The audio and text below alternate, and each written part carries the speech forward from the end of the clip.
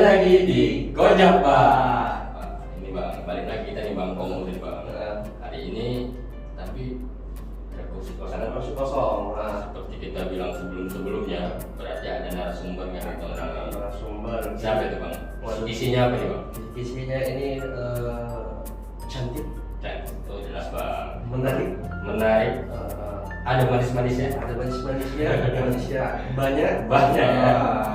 Luar biasa, entertainer. Pokoknya, waduh, Termasuk berprestasi nih Bang ya. prestasi Bang. Prestasi di bidangnya lah ya. Di bidangnya. Di bidang yang mungkin orang-orang ini lagi banyak meminatinya lah. Banyak peminatnya Bang. Jadi langsung aja lah Bang ya. Iya. Ini dia Bang, tamu yang tadi kita bicarakan Bang. Yang ditunggu-tunggu Yang spesial Bang. Iya. Yang ada manis-manisnya gitu Bang. Iya. Ada iklan apa itu? Itulah ya kan. Berarti, Fit gitu. berarti selama ini Bang, kalau narasumber sebelumnya agak pahit-pahit telat gitu. Ada manisnya, cuman ini lebih banyak Bang. Lebih banyak manisnya. Lebih banyak manisnya. Paling cantik di antara kita berdua. Betul Iya. Bang. Nah, kalau ganteng mesti pada batu Bang. Oh, iya. Kalau cantik cuma satu-satu Iya. Bang masalahnya. Jadi itu Bang, inilah. Tapi mungkin sobat-sobat pejabat ini belum kenal. Karena ada apa pepatahnya Bang ya, tak kenal maka tak kawin. Gitu Bang ya. Jadi untuk apa biar lebih dekat lagi silakan. Ini mainnya Mbak, Ibu, Kakak, Tante. Lydia aja sih beda. Nama aja ya, Nama Lydia. Iya. Oke, kenalin nama aku Lydia, biasa dipanggil Lydia, nama panjangnya Lydia Rizkyandara Putih. Aku kelahiran di Kisaran tahun 2002. Umur aku 20 tahun. Sekarang aku lagi sibuk di bidang pariwisata. Pariwisata. Gak jauh beda Bang, 2 tahun saya 21 Bang. Saya 20 setengah Bang. 20 setengah. Kita nggak boleh jauh-jauh beda. Gak boleh jauh beda Bang. Ah. Sama ini. Jadi ya biar enak manggil nama aja nih. Nama. Cuman kami berdua ini biasa dipanggil Abang karena nama apa panggilan aja, bukan karena umur itu. Iya.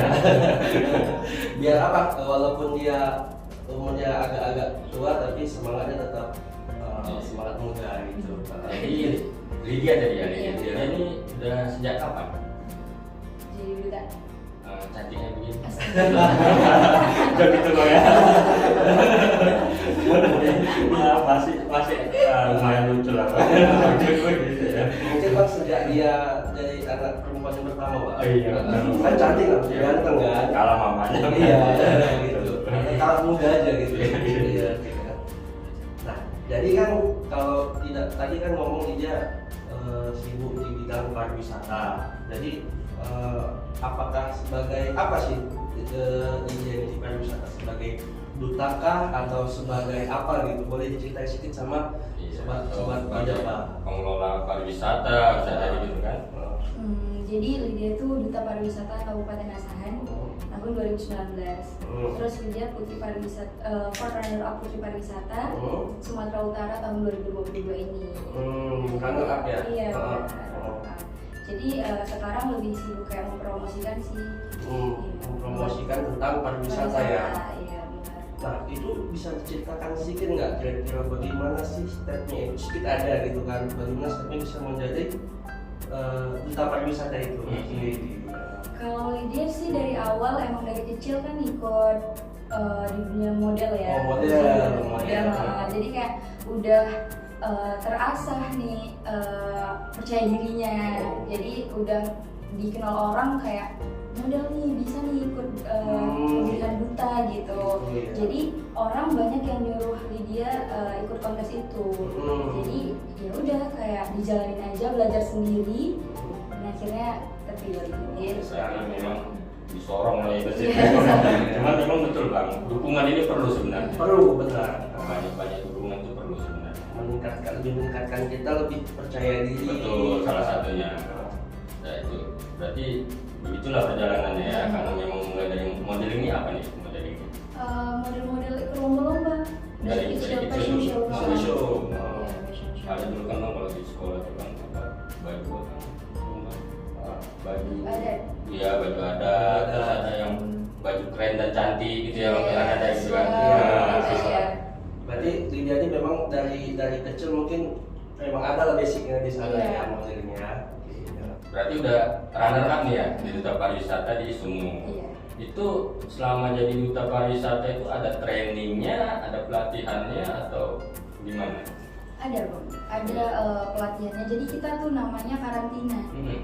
Nah kalau di sini, kalau di Asahan kemarin karantinanya di Hotel Marina 4 hari itu selama malam finalnya. Jadi di pelatihan itu kita dikasih tahu gimana cara kita berbicara di depan umum, Public speaking, speakingnya, terus gimana kita di depan kamera ngomong, penampilan, tingkah laku dan lain sebagainya sih. Semua dipelajari sih. Nah itu kan attitude ya atau sebagai iya. gambaran lah. Kalau untuk bekal materi, entah itu pariwisata tuh begini Iya. atau apa aja itu ada Itu juga. juga Ya? ada tentang kebudayaan dan pariwisatanya. Termasuk ya apa-apa yang diunggulkan Iya, supaya iya. orang-orang tertarik lah begitu ya. Iya. Oke, jadi kan ini sudah jadi nih Duta Pariwisata dulu 2019 ya untuk di Asahan. Nah, itu kira-kira kan pasti ada yang mau tahu nih. Saya pun baru tahu juga Bang ada Duta Pariwisata untuk khusus di wilayah Kabupaten Asahan kan. Kalau nggak kemarin kita ada kegiatan sosialisasi kepada Duta Pariwisata yang di Hotel Marina itu. Kami nggak tahu juga nih Iya gitu betul kan. Bang. Ah, Setahu saya pun duta Salon Seven. Bang. betul. Cuma itu yang kita tahu kan Bang. Makanya Duta Pariwisata. Nah, apalagi di Asahan kan. Apalagi di Asahan. Penasaran juga ini kan jasanya apa aja pariwisatanya. Nah, jadi tugas dan tanggung jawabnya sebagai Duta Pariwisata itu apa? Kalau tugasnya itu tugas dan tanggung jawab ya Bang. Kita lebih mempromosikan sih, lebih mempromosikan keindahan wisata kita. Terus juga kita kan berkaitan langsung sama Kementerian Pariwisata. Jadi kita benar-benar membantu mereka untuk mendongkrak angka pariwisata di tanah air gitu. Gitu ya. Baik itu melalui sosial media ataupun terjun langsung ke masyarakat. Berarti memang sehari-hari itu memang bersinggungan dengan pariwisata ya, termasuk di media sosial kita posting Iya. atau apa gitu ya. Jadi kita harus peka sama isu-isu pariwisata yang terjadi. Harus buka Bang. Iya. Jangan apa ya, jangan apa namanya, acuh tak acuh gitu ya. Iya. Dan nggak peduli apa namanya kalau istilah zaman sekarang. Apatis. Itu Apatis Bang. kan banyak Bahasa apatis. kampungnya gitu loh. Tapi enak juga Bang, kalau ada orang nggak senang dengan apa namanya, kalau istilah keren sekarang healing. Kan pariwisata ini kan berkaitan dengan healing. Iya. Lama-lama hilang dia. Tapi memang Bang ada juga orang-orang yang memang healingnya nggak ke situ gitu Bang. Kuliner ya. Bisa kuliner atau bisa cuma nonton Netflix di di kamar nonton Streaming ya. iya K-pop itu K-pop. healing dia Bang gitu kan. Iya. Jadi memang yang harus ke alam, harus traveling, harus berjumpa dengan orang-orang baru itu termasuk healing dia kan. Hilang penat di. Cuman ada juga yang macam misalnya kalau introvert gitu kan, Introvert. yang dia punya lingkungan dia sendiri, cara dia menghealing kan. Iya. Dia malah nggak suka dengan keramaian. Keramaian. Kalau dia termasuk introvert, berarti extrovert lah ya Bang. Extrovert lah. Karena dia kan lebih ke Harus jumpa sama orang-orang ya.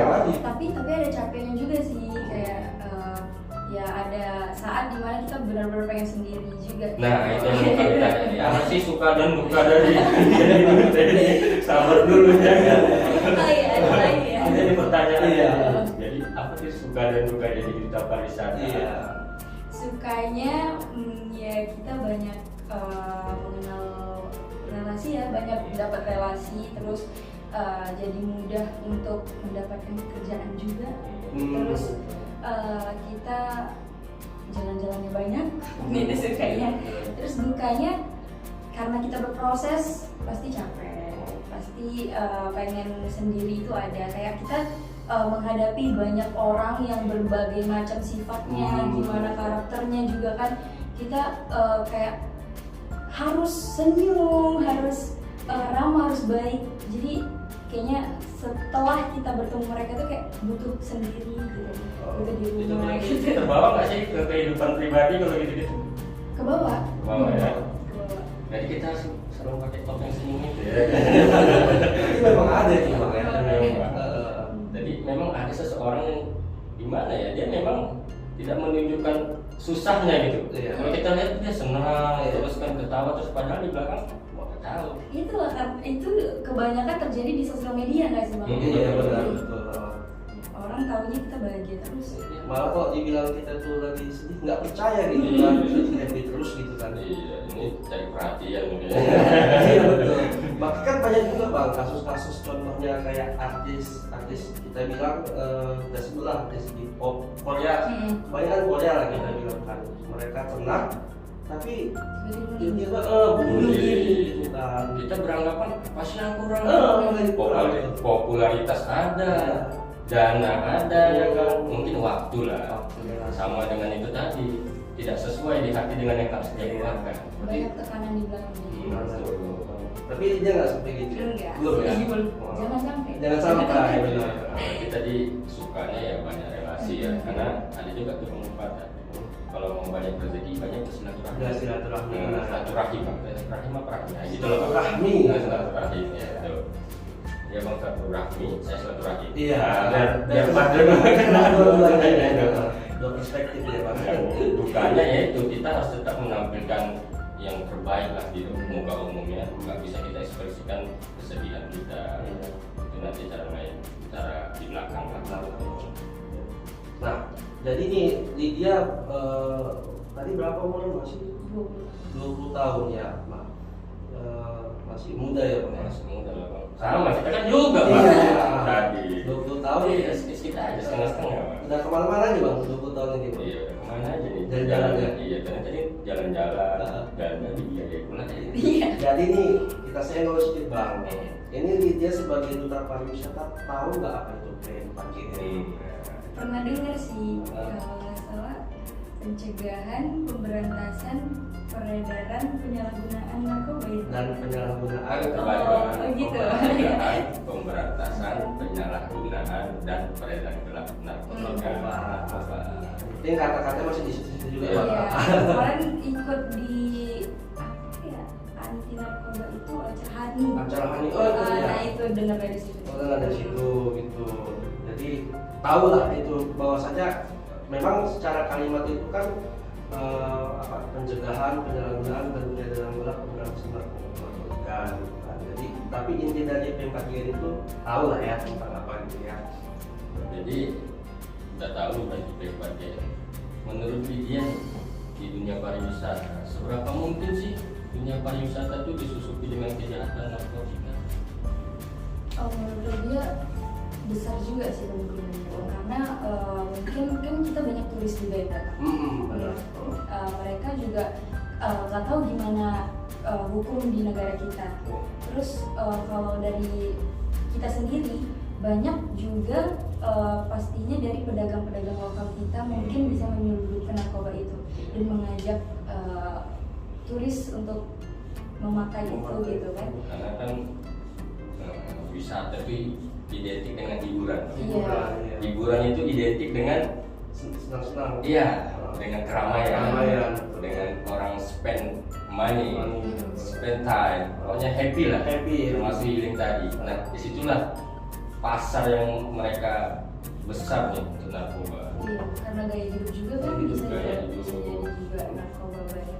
Apalagi melalui mungkin pemandu wisata, Iya. ya kan bisa juga. Gitu ya. Ya. Menurut dia kayak gitu sih. Jadi kalau ini tadi kita cerita turis nih, turisnya turis lokal atau turis di mana? Turis lokal maupun mancanegara mungkin bisa jadi ikut pakai narkoba sih. Apalagi ekstasi. Itu Ekstasi, bukan boleh ya. bisa. Nah, karena kan untuk kalau saya lihat kan Bang, kalau di khususnya di Indonesia ini kan kalau untuk turis yang datang ke sini lagi bukan dari Manja kan ya tergolong apa ya lebih bebas lah daripada kita yang ke sana gitu kan. Iya.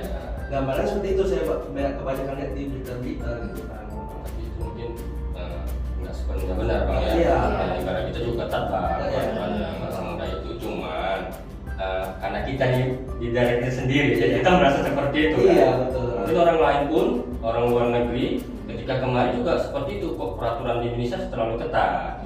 Kenapa kita lebih mempermudah turis itu masuk, biar sektor pariwisata kita Iya. bangkit Bang. Gitu. Nah, karena devisa dari pariwisata kan lumayan tuh. Lumayan. Karena Pak Sandiaga Uno juga Menteri Pariwisata tuh kan lagi menggalakkan ini tentang pariwisata kan.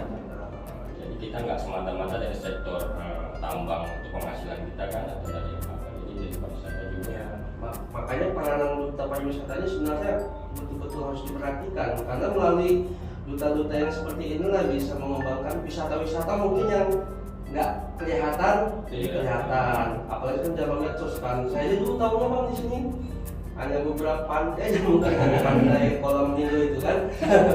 Kita termasuk penyambung lidah pemerintah, Iya. termasuk penyambung lidah negara lah yang Iya. mempromosikan. Kalau mungkin negara itu mempromosikan daerah-daerah yang besar, nah duta-duta ini daerah-daerah yang mungkin punya potensi Iya. yang sangat besar untuk pariwisata. Tinggal lagi bagaimana nanti memperbaiki fasilitas akses ke situ ya. Nah, tadi kan Lydia sudah bilang kira-kira mungkin besar sih kemungkinannya masuk ke daerah narkotika. Nah, kalau Lydia sudah tahu itu kemungkinan besar, kira-kira menurut Lydia ini gimana sih cara efektifnya untuk mencegah narkotika, masuknya narkoba itu? Menurut dia kayaknya jauhi si pergaulan atau lingkungan yang terlalu bebas, terus gaya hidup yang terlalu berlebihan, terus juga harus tahu sih diri kita gimana, kita butuh apa, jangan sampai kita mengatasi masalah itu dengan menggunakan narkoba. Itu sih. Ya, itu secara general Bang ya. General. Untuk kalau dari segi pariwisatanya ya di tempat-tempat wisata itu apa namanya, kita kasih duta-duta anti narkobanya Bang. Ya, Terus mengepanyakan, karena mungkin di daerah wisata ini kadang macam yang kita sebut aja lah, misalnya di Pulau Bali gitu kan, identik dengan wisata yang apa ya, tempat-tempat hiburan malam. Dan termasuk di situ sih banyak di tempat wisata. Nah, disitulah masuk duta-duta seperti Lydia ini yang juga mengkampanyekan bahwa anti narkoba boleh kita wisata, boleh kita healing, boleh kita spend time, spend money, ya kan. Tapi jangan pakai narkoba. Ya, benar. Apa?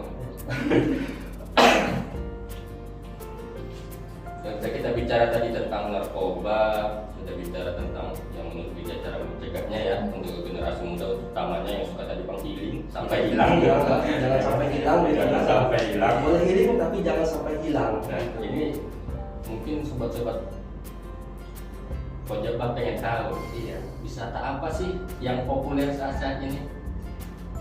Yang paling populer ya, kalau di Sumatera Utara mungkin air terjun Mursala. Salah di Sibolga ya? Ya. Terus ada air terjun Situmurun. Baru dengar kayaknya. Iya, itu Danau Toba, dia Danau Toba. mengalir langsung ke Danau Toba. Batu murung Bang, kalau apa situ naik. Itu Situ murung Bang. situ murun itu ya. Itu Bang. Kalau air pacut baru situ naik. Iya, iya, betul. Iya, iya. Bisa jadi. Saya ngasih tahu. Pintar deh Bang. Kemudian ada Bang, terjun nggak Pak situ dulu ya? Makanya itu namanya situ murung. Situ murun. Air pacut situ Iya, naik. Iya, gitu. Karena benar-benar akses ke sana juga enak kan. Oh, enak. Kita dari penyeberangan itu sekitar 1,5 jam kalau ke Situmurun. Tapi view-nya yang kita dapat luar biasa banget. Luar Tahu biasa. sendiri lah Danau Toba itu gimana. Iya. Bukit-bukitnya, gunungnya, cakep Jadi banget. lelah itu terbayar Iya. Bang. Itu untuk keluarga, untuk pasangan semua bisa ya? Bisa. Atau untuk sendirian bisa nggak sendiri? Bisa juga. Bisa juga sendiri kan Karena kita udah tahu duta pariwisata Bang. Nanti kalau apa kita aja ya Bang. Iya. Ada kawan guide, ada sebagai guide. guide gitu kan. Iya. Jadi tahu kita maksudnya lebih menghemat waktu sih. Iya, dan langsung tahu titik-titik yang Iya. spot-spot yang Spot-spot. bagus untuk foto, Iya. Instagramable, ya kan? Karena kita Bang ngikuti siapa tuh, mengikuti GPS kan ke jalan kecil gitu kan, iya nggak betul nih kan, naik motor gitu kan. Iya. Karena perlu juga ada guide yang sudah mengerti atau yang sudah pernah ke sana. Sudah pernah dong ke sana? Udah. Nah itu jangan nanti nggak pernah. Susah juga kan Bang. Tahunya dari Google juga. Kayaknya wajib nih mereka nih kalau sebagai duta pariwisata. Ya dong.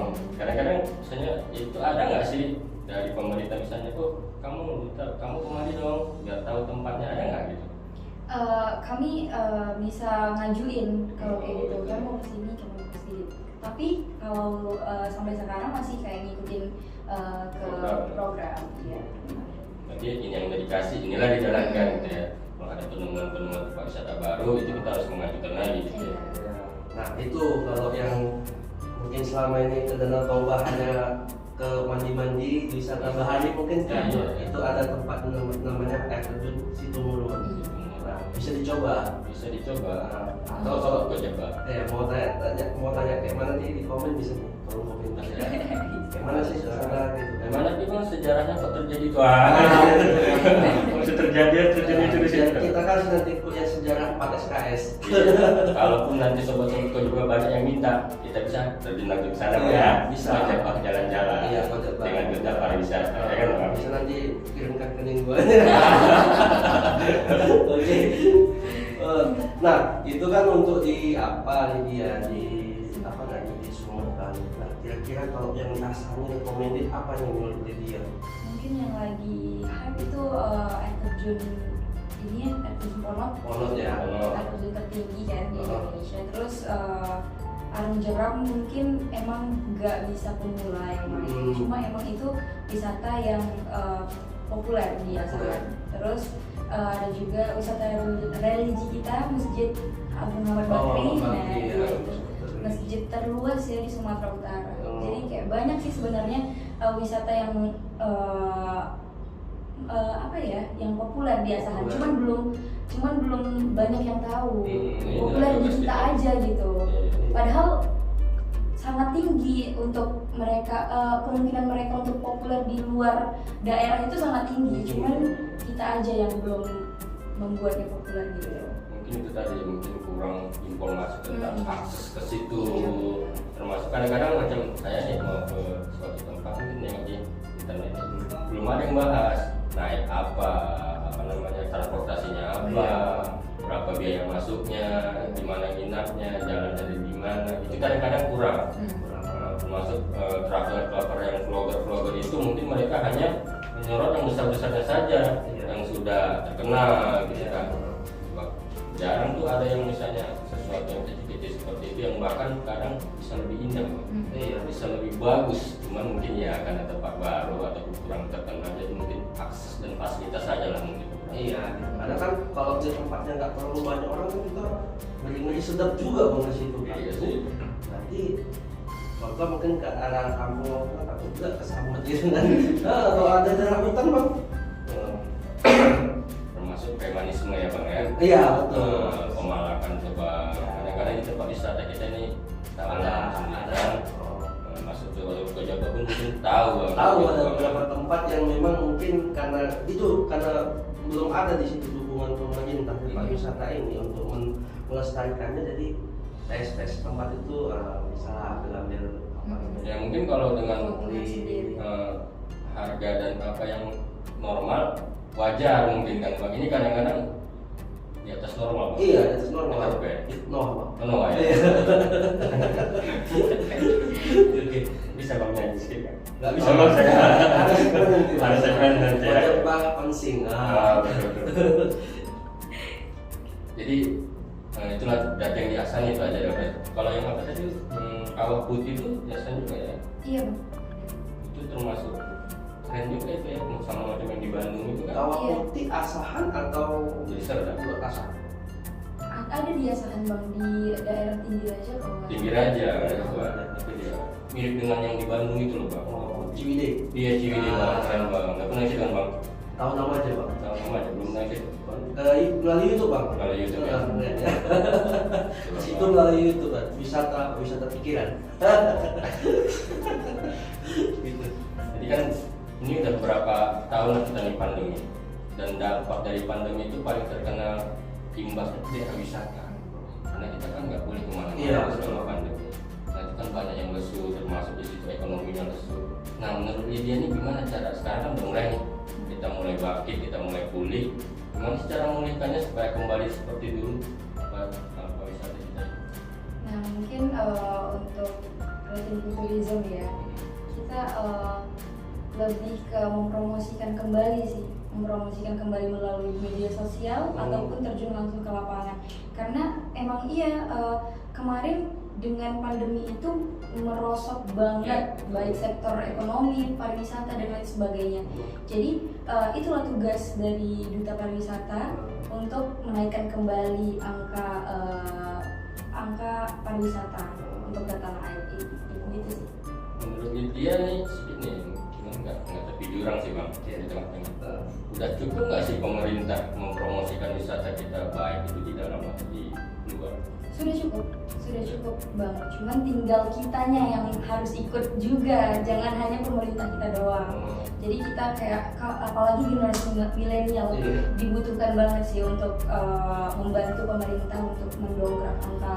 Termasuk masyarakat setempat ya, mendukung tempat wisata mereka. Jadi tadi bang tidak ada premanisme, tidak ada pungutan liar, kan begitu kan bang. Saya merasakan ya, kita juga pernah merasakan seperti itu. Iya. Jadi harus jadi. Betul. Jadi saya pernah juga bang ke wisata itu di daerah Tangtung, ada namanya itu apa? Pemandian air soda. Nah itu ketika kita ke situ kita nggak ada bayar apa-apa, tapi dia buka warung di situ. Iya. Minum, seperti itu bang. minum dan makan itu ya harga normal seperti warung pada umumnya. Iya. Karena mereka punya keyakinan nih, karena itu dari alam itu tidak boleh diapakan. Tidak boleh dimonetisasi loh. Monetisasi kayak istilahnya gitu kan. Kalau mencari rezeki ya sewajarnya di situ bisa. Karena mereka punya apa ya? Punya pandangan itu kan alam. Suatu saat bisa diambil juga. Betul bang. Jadi bagus bang seperti itu. maka saya juga waktu saya ke situ kan, penasaran juga parkir ya mobil 10.000 aja tempat wisata gitu kan, motor ya mungkin sekitar 5.000 atau 3.000 di situ kan. Saya pas nggak ada diminta biaya apa gitu kan. Kalau dulu sih sekarang udah mulai banyak jauh berkurang seperti itu. Pemerintah pun sudah banyak turun tangan tempat wisata. Jadi kemudian kalau dulu di depan sana ada bang, tapi masuk lagi ada lagi bang. Mau tempatnya lagi. Saya tahu tuh tempatnya bang. Kayak kita ya bang. Iya. Mau tanya DM aja kita. Itu dulu. Sekarang udah nggak ada lagi bang. Itu saya tahu tuh. Saya pernah kena juga itu soalnya. Ya jadi kemana? Karena itulah tempat healingnya kan. Healingnya kan populer kan untuk di apa namanya di daerah. Jadi harus lebih ya untuk cara membangun harus lebih promosi itu juga perlu. Tadi selain itu juga peningkatan fasilitas, mempermudah akses, termasuk sekarang traveling kan kalau sudah apa namanya vaksinnya yang ketiga itu bisa booster. Iya, biar perekonomian juga jalan, yang masyarakat setempat juga jalan ya.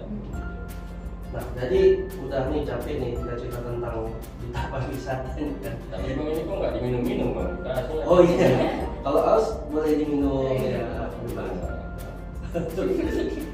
Jadi selain jadi duta pariwisata nih apa sih ini kegiatan dia sehari-hari? Apa jadi ibu rumah tangga? Belum ya. Apa kira-kira kegiatan sehari-hari? Dia juga jadi tukang makeup sih bahasanya, masih tukang makeup. Mua. Iya, mua tapi masih tukang makeup, nggak ada sertifikat muanya, belum ada. Gitu. Ya, jadi makeup juga, terus Lydia juga. Untuk nikahan? Enggak, belum pegang nikahan. Ini untuk wisuda, perpisahan, bridesmaid, gitu-gitu sih. Bridesmaid ya. Terus Lydia juga ada kontrak di cafe biasaan, jadi brand ambassador. Brand ambassador. Content creator juga sih. Kreator. Ya, influencer ya. Influencer ya. Iya, bang saya pun lagi influencer nih. Influencer ya.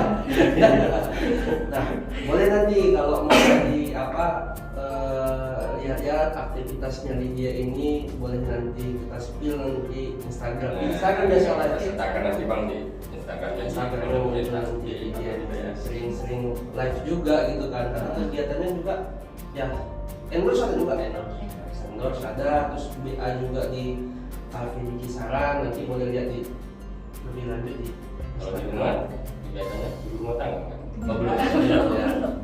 Ngurusin adik sih. Ngurusin adik. Gue mau adiknya mau diurusin. Ngurus. Gimana ya? Ngurus. Ngurusin. Kalau bahasa sih itu membodoh, menjaga gitu. Iya betul. Menjaga.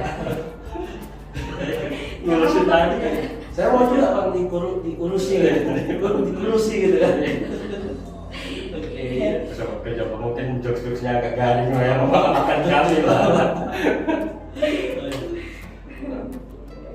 Jadi di rumah ya cuman keluarga aja lah, entah nggak fitness atau jogging. Sukanya hobinya apa? Hobinya rebahan sih. Pemager. Apa bahasa sekarang bang?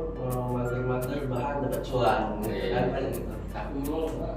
Kalau dia mau mager kan berarti rumahnya tertutup. Mager. Tapi emang jarang di rumah sih, jadi kayak Gimana kalau rebahan jangan di rumah? iya, kayak pengennya kalau misalnya di rumah tuh ya udah rebahan aja udah gitu. Oh gitu. Jangan diganggu yang lain-lain ya. Yang lainnya. Termasuk kalau ada cowok apa kabar ini? Jangan diganggu ya. Skip. Skip ya.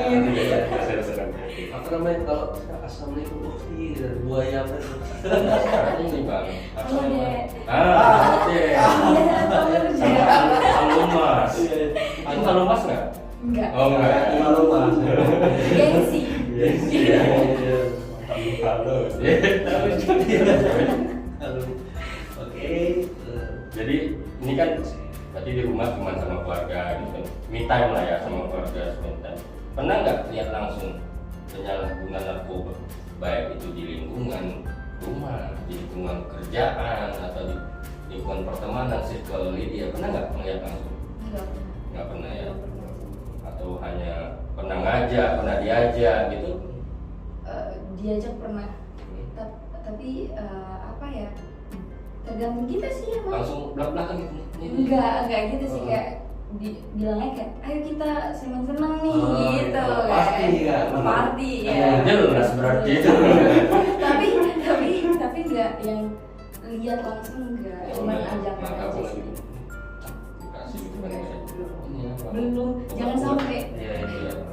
Jadi dengan ini sudah tahu nih, sudah tahu. Walaupun belum pernah lihat langsung barangnya, minimal di internet sudah tahu. Nah itulah gunanya internet bang. Iya. Jangan TikTok aja bang. Iya betul. Saya TikTok, Instagram aja bang, karena saya konten kreatif juga bang. Iya. Untuk konten Iya bang. wajib ya. Wajib dong. Kita informasi ya kan. Mau apa yang lagi viral kan penting juga sama Iya. kita gitu kan. Jadi memang usia kayak apa? Kayak kita ini lah ya kan rentan juga dengan disusupi narkotika itu. Memang jadi intinya itu memang dari hati kita. Karena kan apalagi dia ya mungkin dari segi kerjaan nih pada tergantung dari pesawat ke berapa mungkin lelah gitu kan. Iya. Nah disitulah disusupi ini dia. Kayak kita healing misalnya kalau dia kasih minuman mungkin awalnya minuman keras ya bang batu.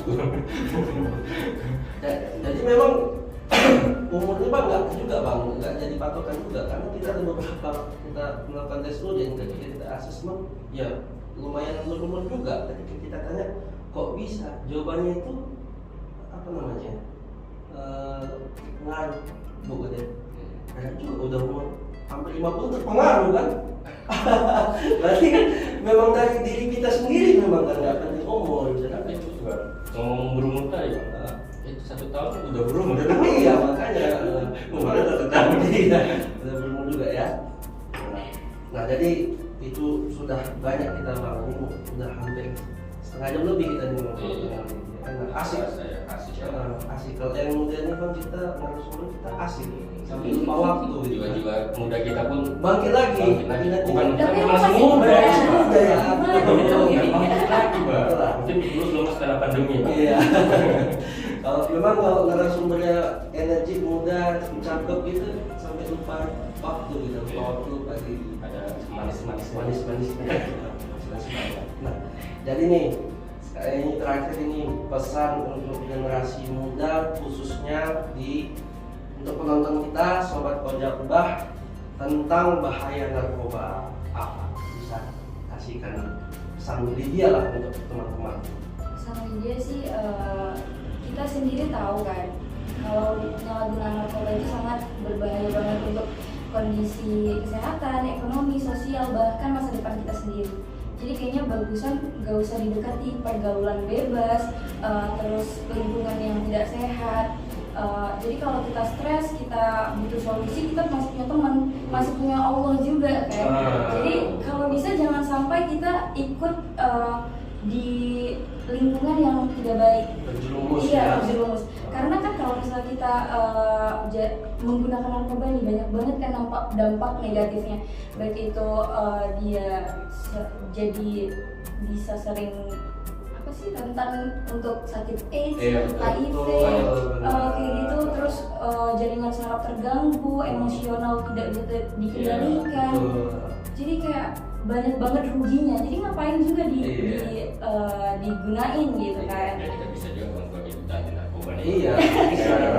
Banyak loh bang yang banyak kita hasil karena dia cakep-cakep, tapi karena menggunakan narkotika itu dia berubah fisiknya, dari mungkin struktur giginya berubah, wajahnya Pipi, ya. kan sayang gitu kan. Dengan berbagai macam alasan lah, Bang. Iya, orang banyak pengen jadi cakep, pengen ganteng, tapi dia sendiri merusak tubuhnya gitu kan, sayang gitu kan.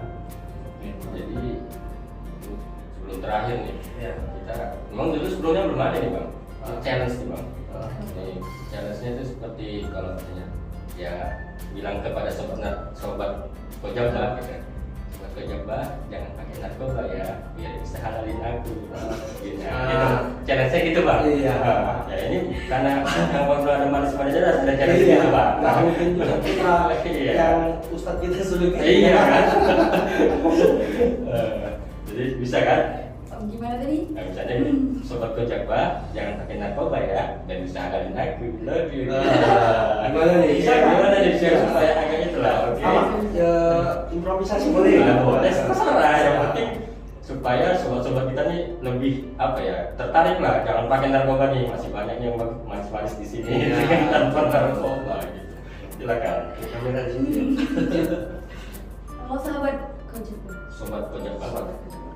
Halo sobat kojaba, jangan gunakan narkoba biar cepat halalin aku. Jauhi narkoba, dekatin aku. Jadi ini sebelum terakhir kali ini, tapi ini wajib ya kan Bang? Wajib, Tetap tagline. ada tagline kita bang ya. Ah. Oke, menuju asahan bersinar, war on ras. Oke, terima kasih Lydia.